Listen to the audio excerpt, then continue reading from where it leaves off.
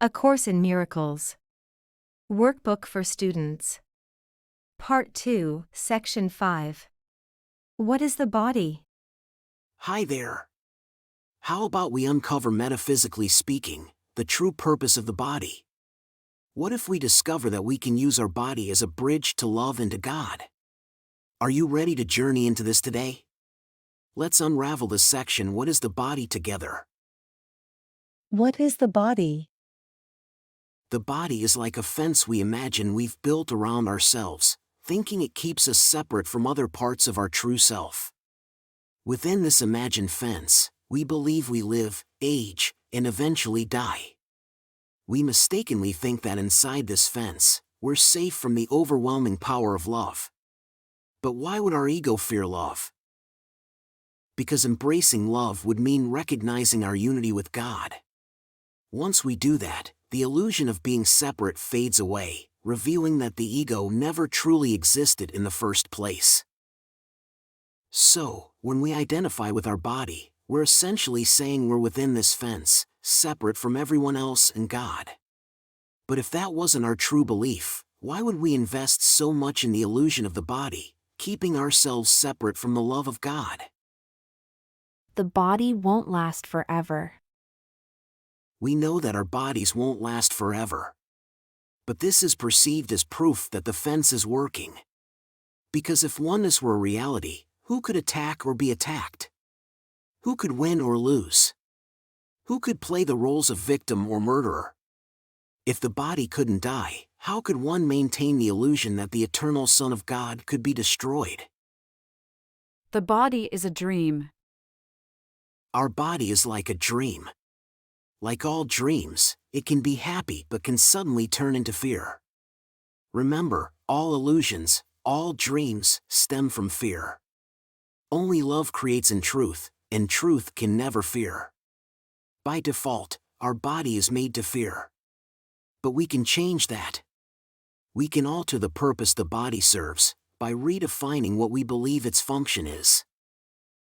The body as a tool to help us remember the truth. The body can be a tool that helps us return to sanity. Even if we've always seen our body as a prison we can't escape from, we can shift its purpose. Instead of using the body to keep us in hell, separating us from heaven, we can use it as a means to reach heaven. We can extend a hand to our brothers, helping them along the road as we walk side by side.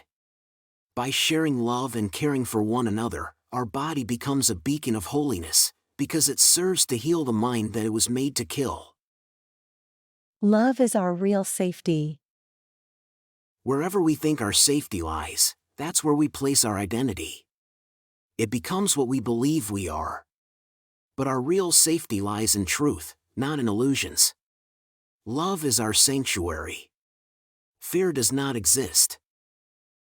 Let's identify with love, and we will be safe. Let's identify with love, and we will be home. Let's identify with love, and we will find ourselves. Isn't that amazing? Have you ever thought of your body in this way, as a bridge to love and understanding?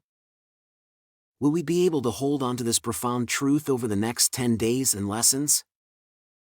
In fact, this is one of those special instructions from the workbook for students that will punctuate our daily lessons until the course concludes.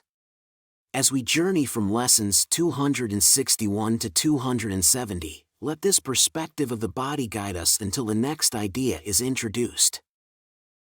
Stay tuned. I'll catch you again soon for lesson 261. Quick note before you go. Making these videos is a labor of love, but it's still financially challenging.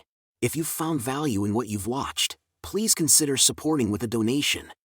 Even the humblest contribution means the world and ensures the continuation of these daily lessons. Thank you for your generosity.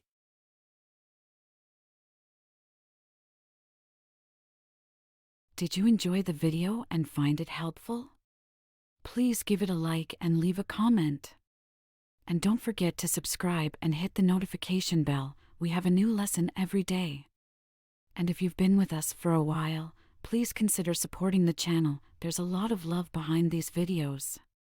Check out the video description for more details.